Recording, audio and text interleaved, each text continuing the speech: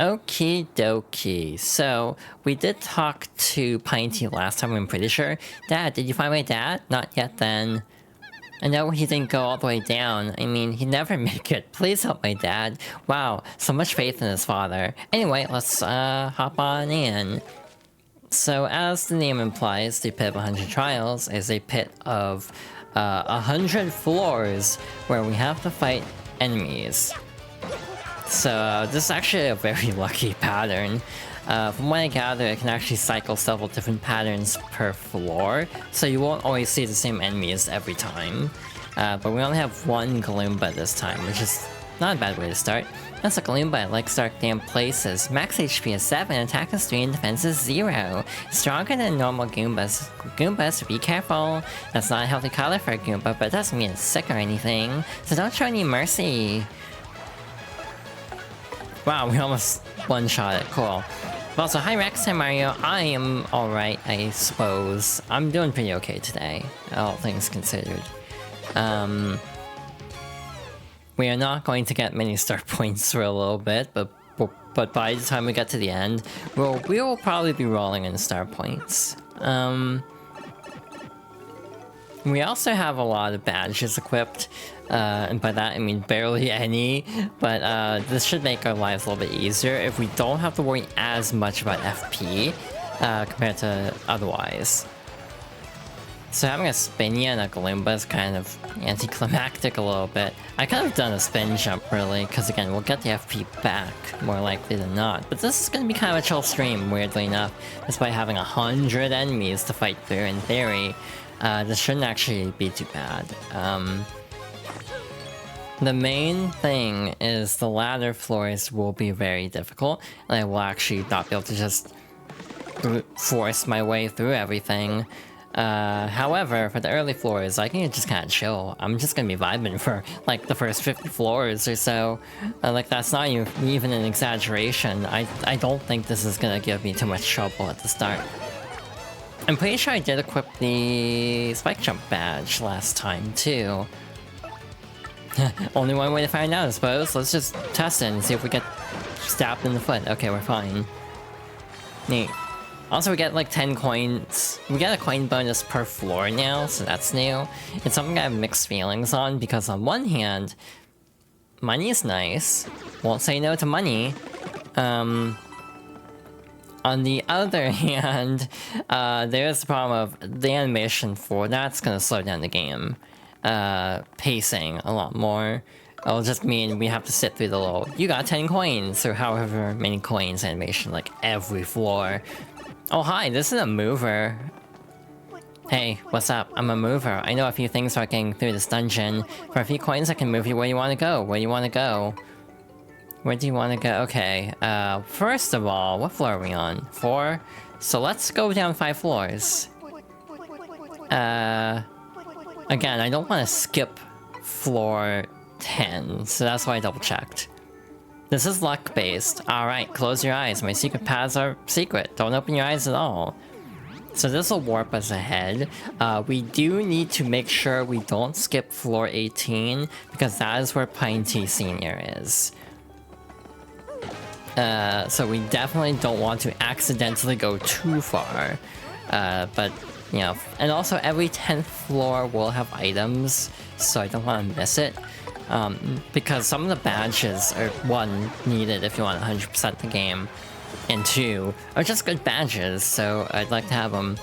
This is actually a good point that I want to raise. At some point, I think I might do the recipes off-stream.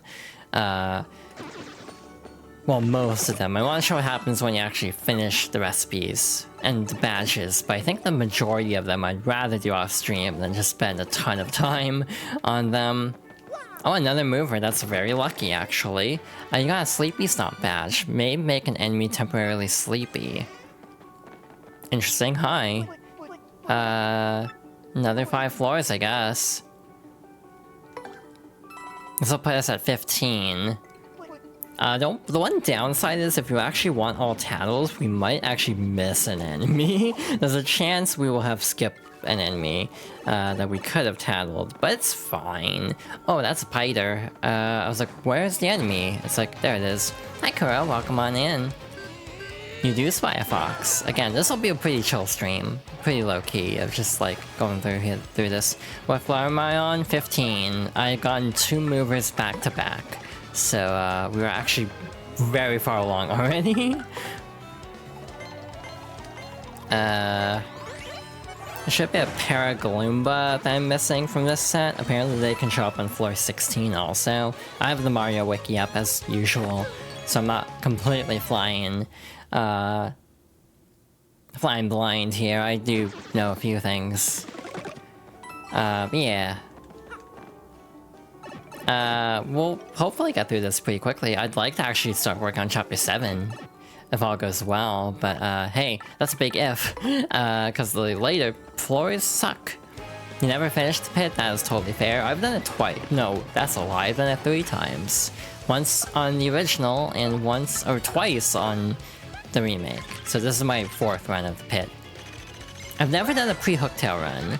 That's a Paragloomba, it's a Gloomba with wings. Max HP is 7, attack is 3, and defense is 0. It's like a stronger version of a Paragloomba, and maybe that's all there is to it. I wonder if living down here ever makes its wings moldy. Yuck.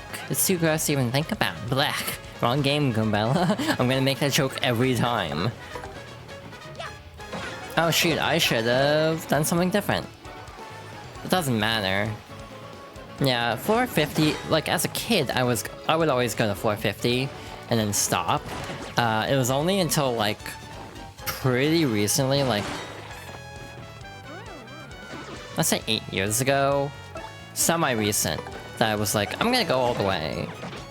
Because the previous time I just kind of stopped like at 50 because I never felt brave enough, and also my GameCube was not in good shape, so I was always afraid it would crash if I went for it. Like I'd finally beat Bonetail, and then the game would crash. Yeah, the power bounce timing is interesting because the frame window of the power bounce basically changes every power bounce. So it's a lot harder to time. It drops down to like a 1-frame window and then goes back up to like 3 at some point. It's really bizarre. But also, I don't care. I don't use power bounce personally. I never liked it, so I am not personally affected by this change. You can do more than 4, I'm pretty sure, but again, it's more that it just drops to like a 1-frame window to try to cap you, but if you can actually nail it, you can keep going, at least is my understanding of it. But again, as someone who never liked power bounce to begin with, it's like, it doesn't affect me.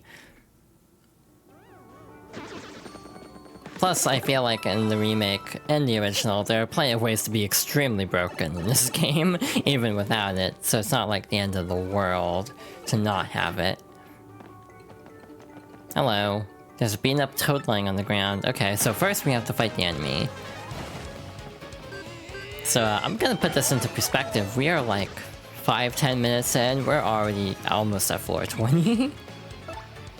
Like, that's a very good start. I could also go from even more movers, to be honest, because if we just get a lot of movers, this will be quick and easy. However, I know my luck, so I don't think we can count on the movers, unfortunately.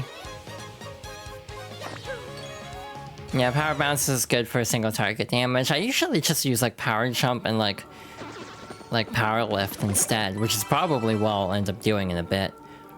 There's a beaten up me lying on the ground. Oh my god. Huh? What? Who are you? Wow! Wow, did you come here just to save me? Really? Pine Tea Jr. did? Wow, in that case I have to get back to him alive. Show me the way out. So he will accompany us for a little bit. I'm pretty sure that line is new.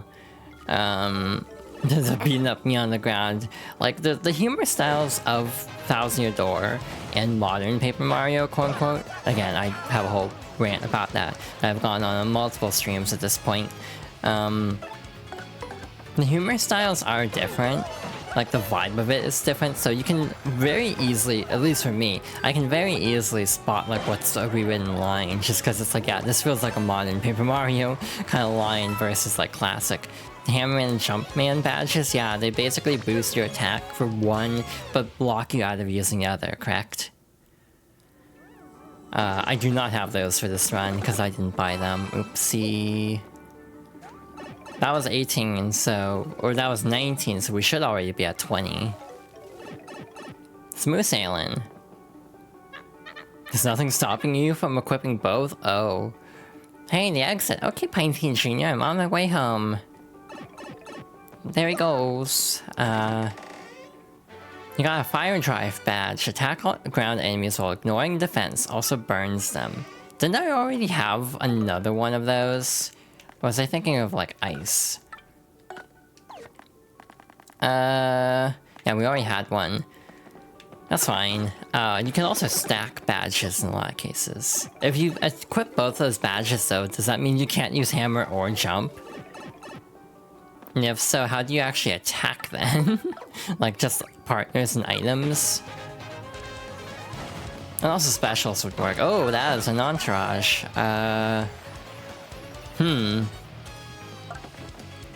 Interesting. That is a lot of enemies that are going to be interesting to fight all at once. That's a spiky Kalumba. It's a spiky Goomba that likes dark places. Max HP is 7, attack is 4, and defense is 0. Its attack is pretty high, huh? I'm sure you know this, but try not to jump on the spike. I wonder if I'd look like that if I stayed down here long enough. I'd rather not think about that. Are there tanning salons in Rogueport? Oh my god.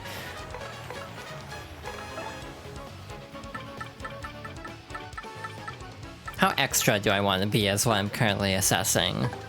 I think the answer is yes. You can do first strikes, but Mario becomes a support party member beyond that. That feels fascinating. And also, like...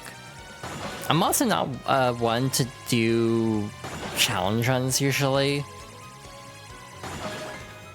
Yeah, quick change, and I would also probably think, like, the partner ones, like Mega Rush P, maybe. Like, the badges that boost partner defense or attack would be really good. That's a really interesting concept. I don't think it's for me, though. I'm just not into challenge runs, usually, to be perfectly honest. I'm just kind of like... I like playing games very vanilla. But it's also like, I'm more power to anyone who is into that, I would say. But the other thing for me is, I really like the idea of a pre-Hooktail Pip 100 Trials, but I don't think I'd ever have the patience to do one. For the stream playthrough, I actually kept a backup file of my save before fighting Hooktail, because that's where we ended the first stream, was right before Hooktail. So hypothetically, I could do that. I could attempt a pre-Hooktail Pip 100 Trials. The question is, do I want to? Because that sounds like a lot of work. And also, I'd have to be really good at super guarding, which I'm not for this version. So, that's the other wrinkle with that. Hi, Chibi. Thank you for the head pat and the hydration check. I'll get on that momentarily. Again, this will be an interesting stream from the perspective of I can just kind of vibe. I don't have to worry about a ton of dialogue beyond titles, badges, and that's about it. Ooh, that just kind of cooked the bob-ombs there. So yeah, I can just kind of talk about whatever. I don't need to really stay on topic very much. Which I like. I like being able to yap a little bit. I don't have a lot to yap about, to be fair. You can't really start until after chapter 1. Yeah, because you also need, Oh yeah, that's true. You wouldn't even have quick change at that point. You could just defend with Mario until after getting those badges, I suppose. Hi Aiden, welcome on in. Thank you for the hug and the head pat. Hope you're doing well. Ay. That's just kind of what that made me think of.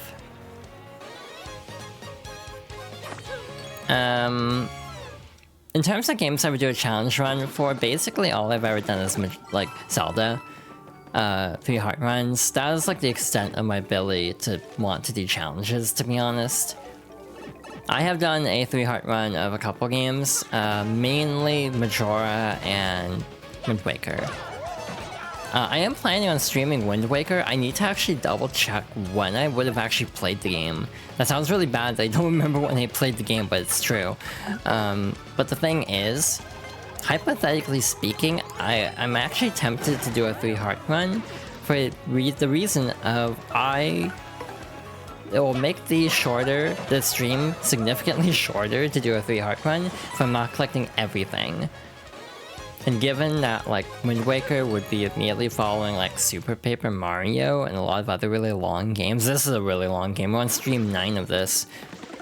My theory was this was going to take about 15 streams, and I don't think that's off. Again, the one thing I am weighing is potentially doing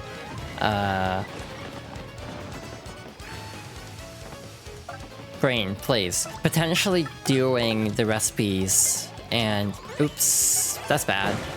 The recipes and badges on my own time. That is the one thing I'm like weighing at the moment.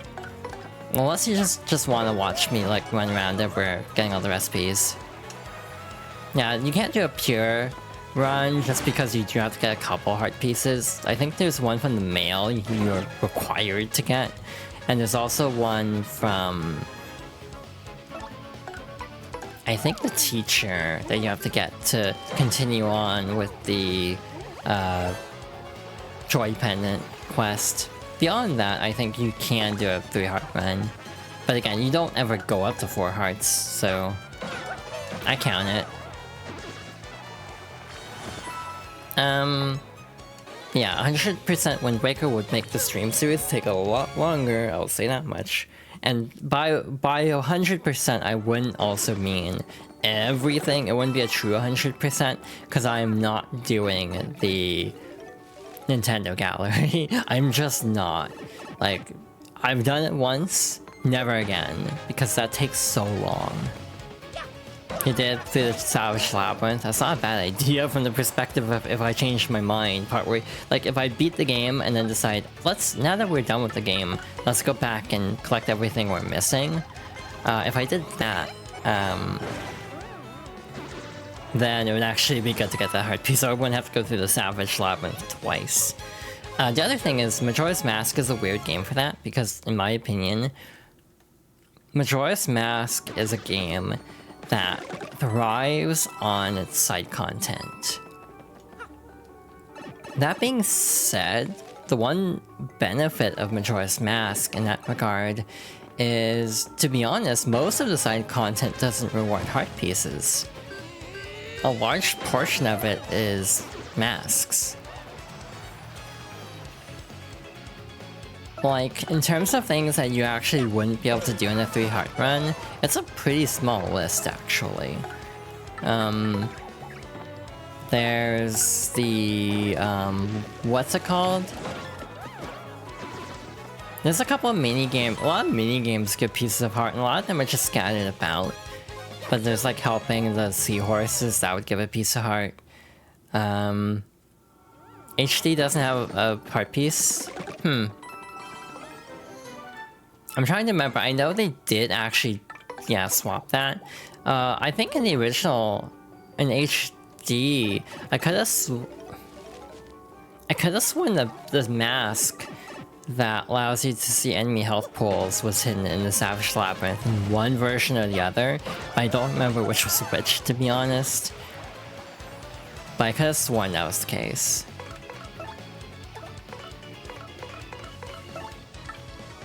I'm feeling like just getting to move on. And also, we're kind of low in FP at the moment, so I'm doing this instead.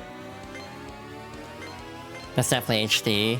And the original you got it from Mrs. Murray. That makes sense. Yeah, I want to say they moved it. Or maybe I'm just thinking of randomizers. That's the other option. Yeah, it would be HD specifically, assuming, assuming my Wii U still is, going strong in like the year it'll take to get through Super Paper Mario and all the other games I have planned. I would probably just do Wind Waker HD for convenience's sake. But yeah, Fox Girls Favorites as a series is like definitely me getting really in over my head with planning, because I have a lot of games I really like, so trying to thin out a list of them takes forever. The crystal aspect, yeah. Anyway, you got a Zap Tap badge. Mario's electrified in battle, dealing 1 damage to enemies that touch him. That takes 3.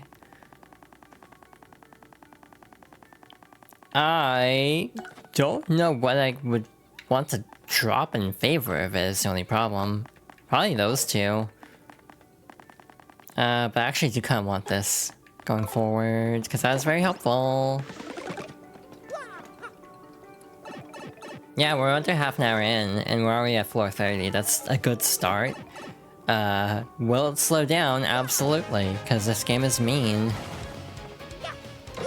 Speaking of which, this is an interesting enemy arrangement. And also it'll slow down, because we'll have more enemies to actually tattle going forward. Because there's probably like a paratrooper version of these 2. That's a dark Koopa. It lives in dark places that the light never reaches. Max HP is 4, attack is 4. Max HP is 8, attack is 4, and defense is 2. It's a bit tougher than regular Koopa, so you won't be able to beat it easily. But it does have the same weakness as a regular Koopa. Flip it over and it's helpless. Why do you think it needs sunglasses down here anyway? What's the point? So it's worth mentioning that these are actually a little bit weaker than the Shell Shockers from the pit. Because those can actually attack while they're flipped over, these can't. So statistically speaking, these are actually more scary, or less scary. Yeah, there were a lot of gift subs last week, to be honest.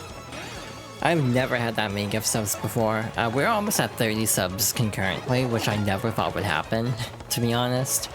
We're at like 29. Again, part of me wanted to set goals for things, but like... realistically, I don't even know what I'd set as a goal for like subs. And also, for like a follower, we'd have a follower goal because 100. We'd have 2 sub goals because 10 and 20. Potentially a 3rd one, depending on if we get another like couple subs by then. So that'd be like 5 promised games. I don't know if, or like 4 promised games. And then we also got to $100, which also was kind of like intended to be a goal originally. So like, there's the weird feeling I'm having of, I'm kind of glad I didn't officially declare it like a donathon / subathon, just because I would be inundated in goals at the moment. I don't know if that makes sense, or if that's like a weird way of looking at it, but that is how I'm looking at it right now, where it's like, wow, I could have been like swamped in projects if I had just made more promises and not actually held back for once in my life.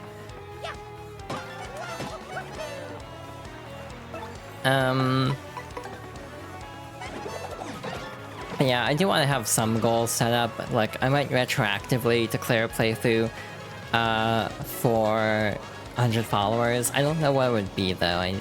I might talk to friends about this, like, to see if they have any suggestions, because I got nothing. Oh, that hits both party members. I didn't know that, actually. It's fine, I just didn't remember.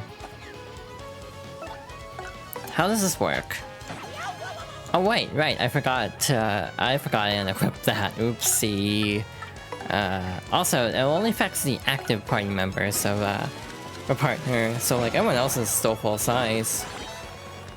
Which is nice. Bobby can still deal full damage. Owie, that did 8 damage. I don't like that very much. Huh. I don't know how much this will do. Just enough. Wow, that looks wonky because the hitbox is still kind of in the same place, even though Mario's small. Damn. Oh wait, never mind, we are at 69. Nice. I don't even know why that's a meme, to be honest. Why people say nice. Flower Finder really isn't putting in work at this point. We're getting like 1 FP back per fight. It's not really great, to be honest. And also, to be blunt, I kind of expected this kind of vibe from the pit. Like, the first, like, few dozen floors would go relatively quickly, and then our pace is gonna bog down. Like, I fully expect our pace is going to bog down. So yeah, savor these quick fights while they last, because they're not going to last. But yeah, I have ideas, and part of me has considered doing a donathon in October. Either September or October would work, because in September I have a streaming anniversary. That'd be September 9. In October I have the affiliate anniversary, which is October 6. Twitch says October 7, which is the day after I actually got accepted though, so we'd go with it'd be the whole week in either case. Like, September 9 is a Tuesday. I would just make that like an anniversary week of streams and do like special things. That's probably the reason I want to get 3,000 your door before then, to clear a slate for that.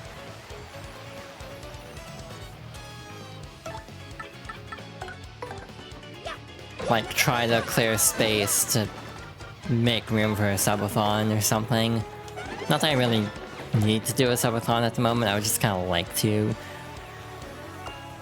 And again, obviously, everything I do that's like a subathon or whatever is like very optional. Like, no need to support if you're not able to. We have a pair of enemies, or a set of enemies on these floors that Vivian is not really well equipped for, so that's why, as much as I love Vivian, we're not really seeing her here. We're already in the 30s. Looks like a flower fuzzy pops up, which is great, as I'm low in FP, but luckily we will be able to one-shot them at this point. This is why I like doing the pit, at least after Chapter 6, though I actually realized, I'm pretty sure actually the last time I played the remake, which was like the one time last year, I'm pretty sure, like 90% sure that I actually didn't beat the pit until Chapter 7. So I waited one more than I am now. So I'm actually lower level than usual doing this, so we'll see if I survive. It should be doable, but I mean, if people can do it in Chapter 1, clearly it's doable, but like, the only prerequisite to actually entering the Pit of 100 Trials is flip mode, or like paper mode, because you need to get through the bars to get to the airplane spot. So other than that, you really don't need anything. You can just go into the pit as soon as you get that move. You can just go to Hooktail Castle, get that move, leave, and then start it. I wouldn't necessarily recommend it, because you would probably want to do some prep work first, but it is an option.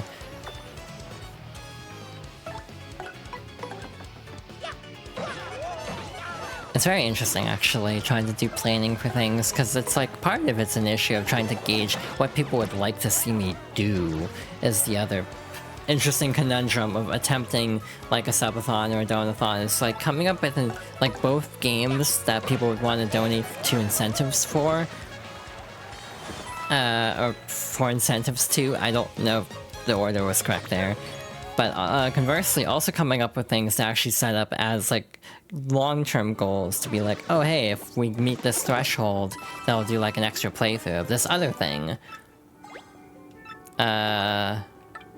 Sure, I'll eat it. Not that I really want a gradual mushroom, but sure. But again, the decision of whether I will be doing recipes on or off stream is still very much being decided by me. I might ask friends, like, would you want to see me do this kind of a thing? Because, like, I don't know how interesting it'll be to watch me just going back and forth making all the recipes, because there's like 50. So, like, would that be fun? I don't know. I mean, it would just be an opportunity for me to vibe, if nothing else. Just kinda chillin'.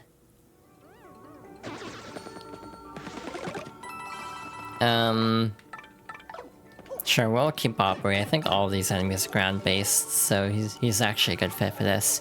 If we hit floor 50, or like floor 40 as soon as I said, oh yeah, we can keep Aubrey for this enemy set, that would have been very funny. But also, we're immediately running into a Parabuzzy, so oops, prove me wrong, why don't you, game? Good use of everything. Yeah, I've done it before. I've done it a couple times. It's doable.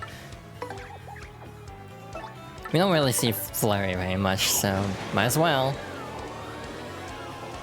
Yeah, and some of them require other recipes. I'd be using a guide for it, so I wouldn't be going in completely, you know, completely unaware. And again, I've already done it twice, so I generally know what I'm doing.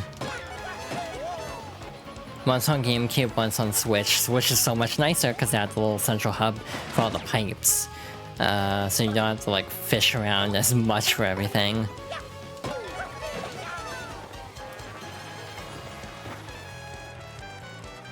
But again, I might just do that on my own time. I would like to show what happens when you get all the recipes though, because they do add some little things for like actually clearing all, like getting every recipe, getting every badge, getting every tattle, and one more thing I'm forgetting. Probably like the post-game bosses. Actually, now that I think about it, for 100% completion, I don't know if that counts the redo of the Glitz Pit also. Also, by the way, this is an unusual stream. Normally I like alternating for variety's sake. Yeah, they actually added more pipes, and they're all in a central room. So like, 2 places that didn't have, or 3 places that didn't have pipes originally, now have pipes in this central room. So it's a lot more convenient. We'll really get a good example of that during the next chapter. If you know, you know.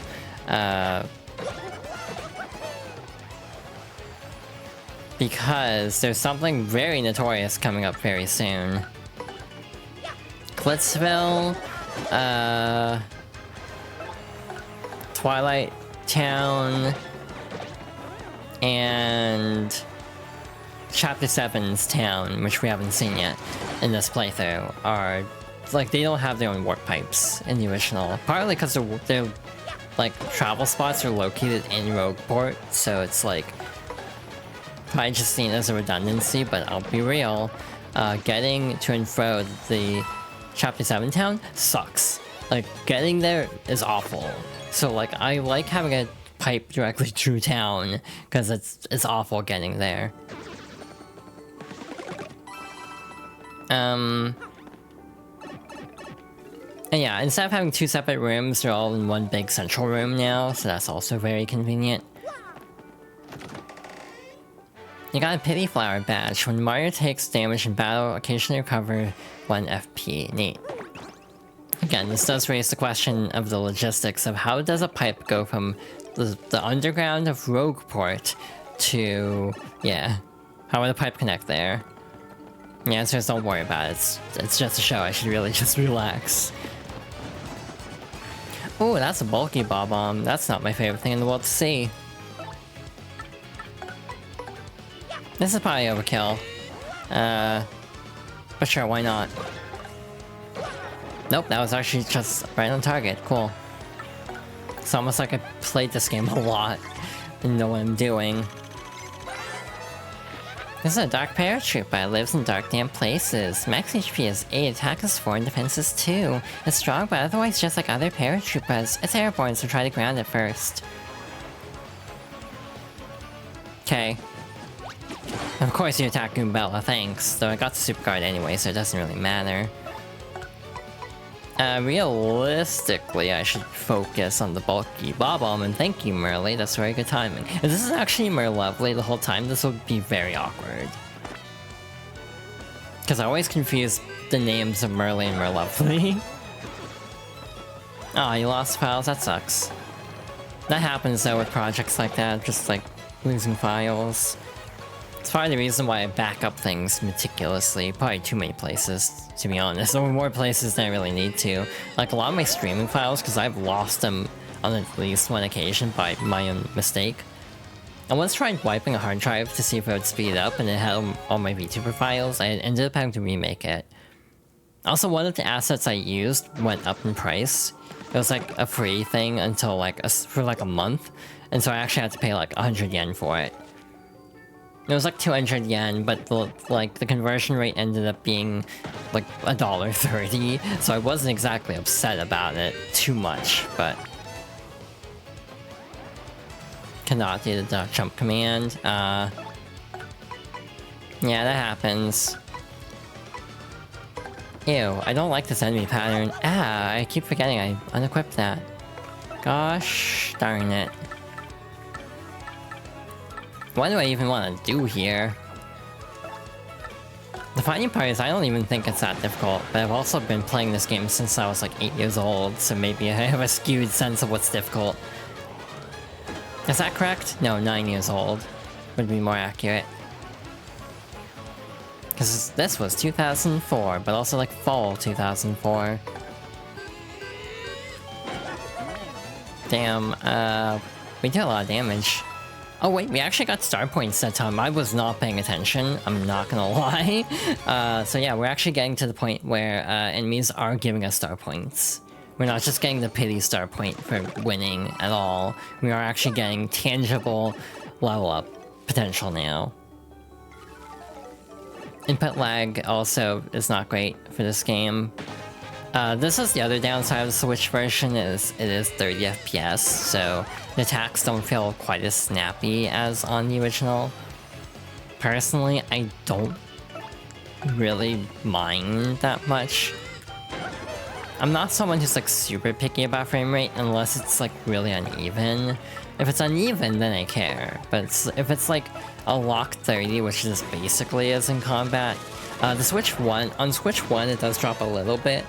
But on Switch 2, I have not noticed any frame rate issues whatsoever. People keep hoping that they might uncap the frame rate, but I think people on the internet like to be all like, oh, wouldn't it be so easy to do this? The big example of that for me is Wind Waker, because everyone was like convinced like Wind Waker HD and Twilight Princess HD would be like such easy ports to do. Nintendo's stupid for not doing it. And it's like, as someone who loves Wind Waker, I think people greatly overestimate how easy it would be to re-release Wind Waker from Wii U to Switch. I think people genuinely underestimate that. Like, oh, it'd be so easy to do. Like, one, the system architecture is very different. Two, they actually put so many Wii U features into the HD versions that they would actually have to retool a decent amount of the game for Switch, because they'd have to take out like all the Miiverse functionality for Tingle and all the stamps from Twilight Princess, and that would be a whole thing. Like, that is not a trivial thing, as fans made it out to be. IMO. So let's see, that's 6 levels there, 6 levels there, and... okay, so this is our 6th level for BP, got it. Again, I like keeping stats even because I'm very compulsive at times. Again, realistically at this point, once we get to like 50 HP, I could put everything into BP and that would actually be smarter. Like, once we get to 50 HP and 50 FP, if we get to 50 FP, because we still have like several more levels to go there, it wouldn't be a bad strategy to potentially just put, like, dump everything into FP, or into BP. Like, that is actually extremely viable. I'm gonna do something goofy here. This might not work, but we'll see. If not, we can do a backup.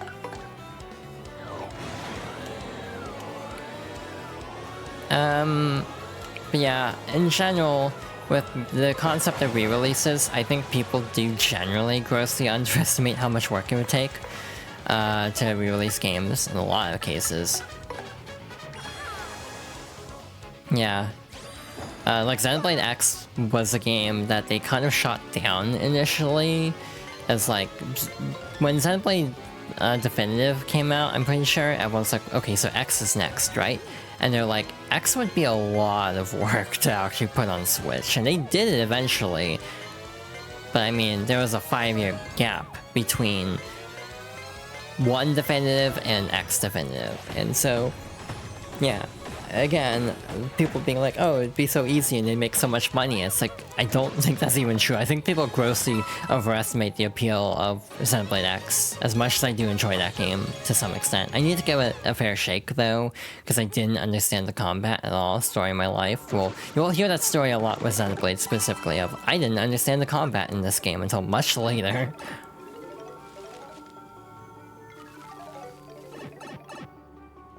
Again, this will be a recurring theme for all the Xenoblade playthroughs. 3 is like kind of almost... 3 is almost the exception. Not entirely an exception, but almost an exception. Where like, I did have a decent grasp on 3's gameplay going into it. But the others, absolutely not.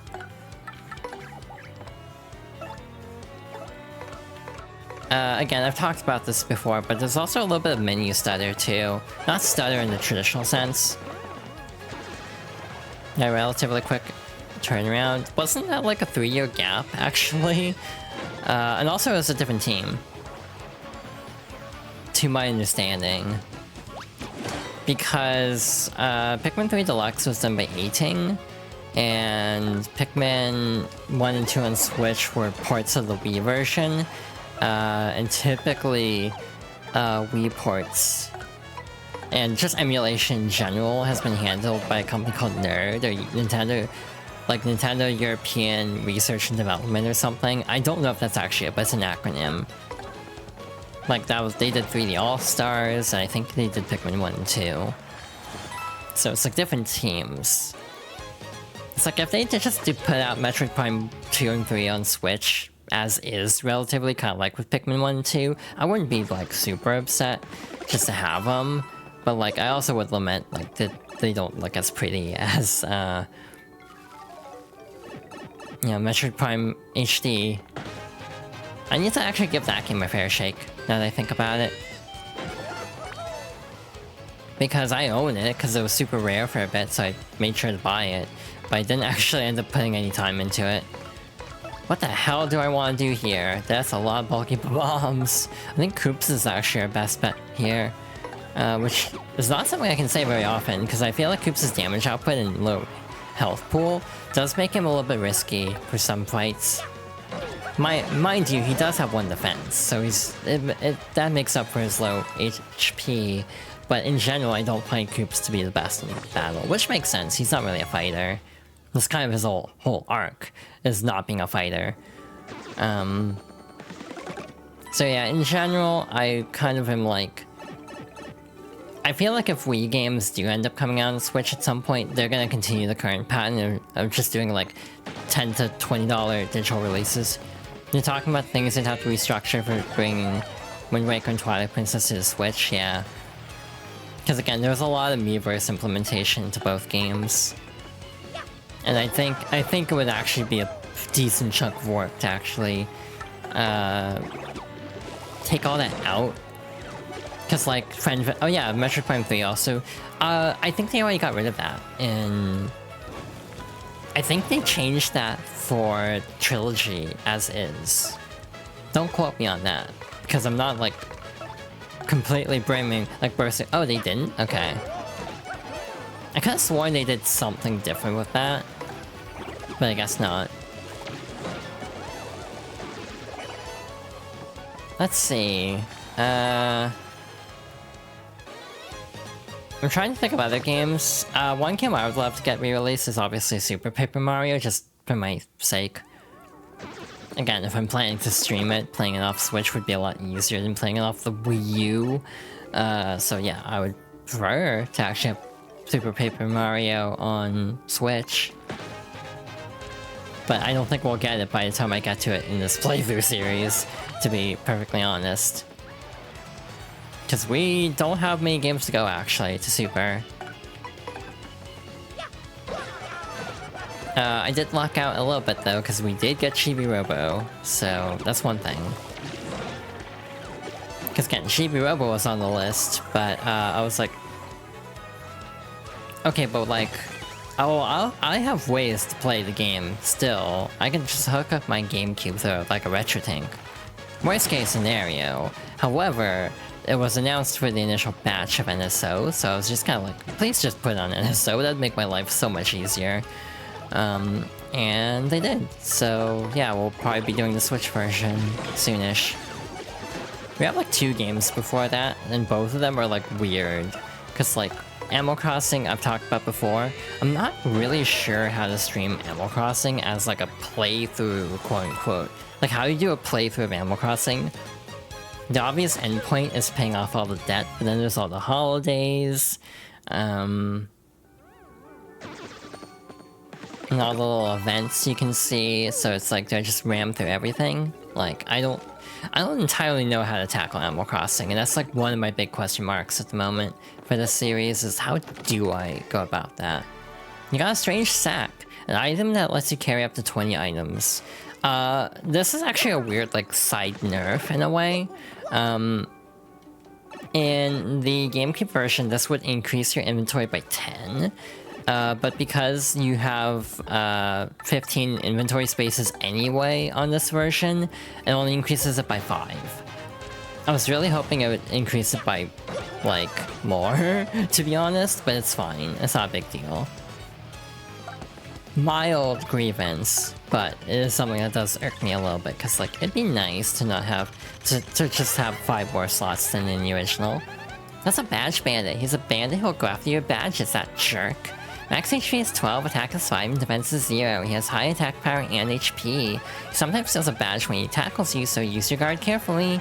Even if he gets one, keep your cool, okay? If he runs from battle, you can always find him again. Find him and re-engage him. Neat. Don't wanna mess with that. So they did keep the friend vouchers, so they'd have to get rid of that. They could probably just make like an in-game achievement system. Also with the ice puff there, the name of which I don't remember. I don't care super much about tackling it right now because I know these will be in the next area anyway. So if we don't have to fight them here, we will fight them next chapter anyway. So ice puff, yeah, that would make sense. I didn't actually look, to be honest. I didn't pay attention. So yeah, we're past the halfway point. In under an hour. So you may be thinking, hey, you're making good progress. Nope. We're gonna bog down real bad here. I mean, these are chapter 7 enemies, to put things in perspective here. So, yeah, we're gonna have a lot more work ahead of us. That's an ice puff. It's a mean snow cloud that appears in cold areas. Max HP is 9, attack is 4, and defense is 0. It swoops down and uses cold breath to attack. Trust me, it's not refreshing. That cold breath can freeze us, so try to avoid it. Also, if we touch it when it's storing cold energy, we'll get hurt. Isn't that super weak? And it gets worse, so absorb any ice attacks we throw at it. They're vulnerable to fire, so let's try that maybe. Yeah, the Dark Koopas and Goombas are definitely exclusive. And hey, there's this, the new... I've been very bad at showing off specials, to be honest. Hey, let's see if I can do this on Switch layout, because I see green, and my brain immediately goes to GameCube A. Like, not even kidding. So, cool. I had to really stop and think more than I usually would. I mean, 3 out of 4 isn't bad there. The only problem is, what the hell do we do against it now? This isn't gonna finish it off. It's gonna get close, but not quite.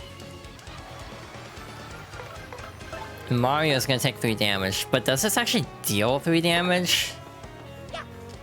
Okay, it just hurts us, cool. Owie. That's fine. We're almost done with this fight anyway. It's also a green on Xbox, that's also true. Neat. Oh hey, finally! Again, it took the entire playthrough up to this point to actually get this. The colors are the Super Famicom controller colors. So they've actually been using that for games lately. It's kind of like people thought the Switch 2 would have colored buttons again, just because Paper Mario and Super Mario RPG both used Famicom button colors. That didn't prove to be anything.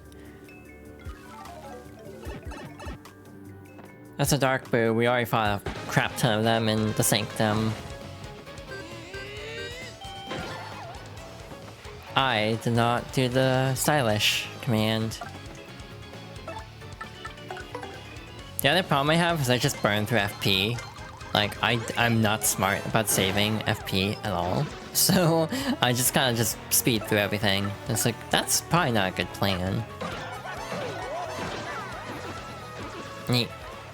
We're almost running out of level up, and we're barely there. Almost like Dreamcast colors. I guess it'd be the other way around. Like off-brand Dreamcast colors, or off-brand SNES colors, or Super Famicom colors would be Dreamcast. Yeah, and everyone always having to adapt around what the other companies are doing is like the most frustrating thing to me. That's a red chomp. We fought one in the Glitz Pit. That was very dumb on my part. I don't know why I stood so close to it. But that works. Oh hi, that's a rock.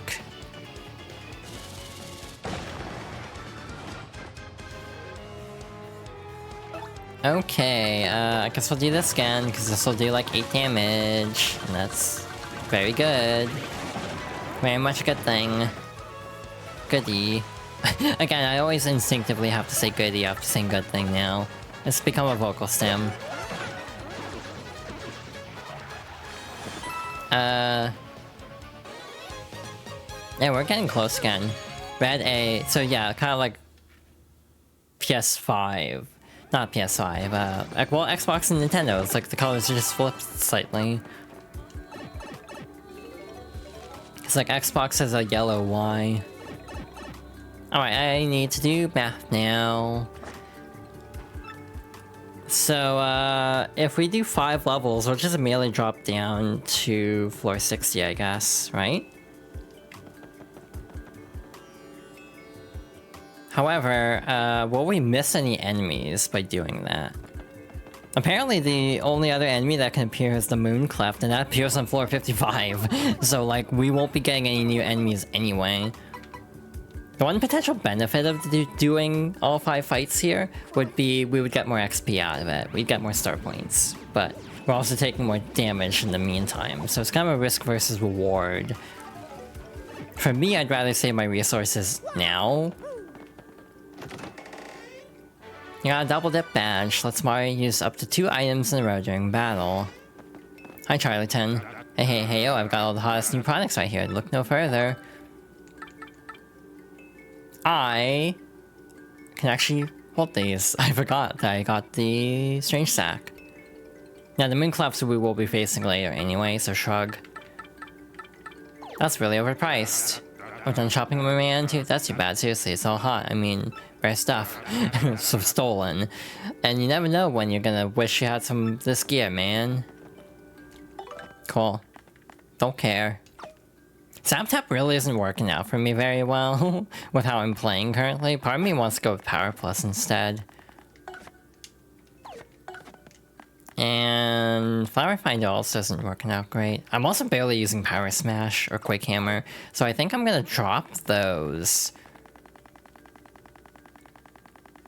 And go with ZapTap. And then also, I guess we'll go Power Smash because, you know, I have RAM. We'll probably get through one more fight, and then we'll go to ad break, or we might be partway through this fight and go to ad break either way. We're going to ad break soon. I regret my life choices. I should have taken the ad break, because this is a obnoxious as hell enemy to fight. And we actually kind of have to let it do its thing too, which I don't like.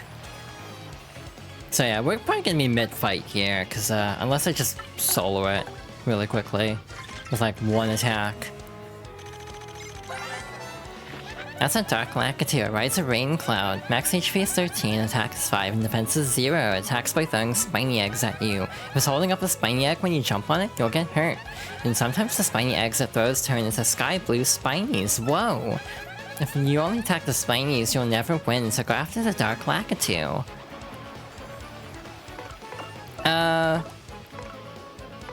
I'm just gonna stop here. We'll finish this fight after the ad break, because I'm not doing this in 50 seconds.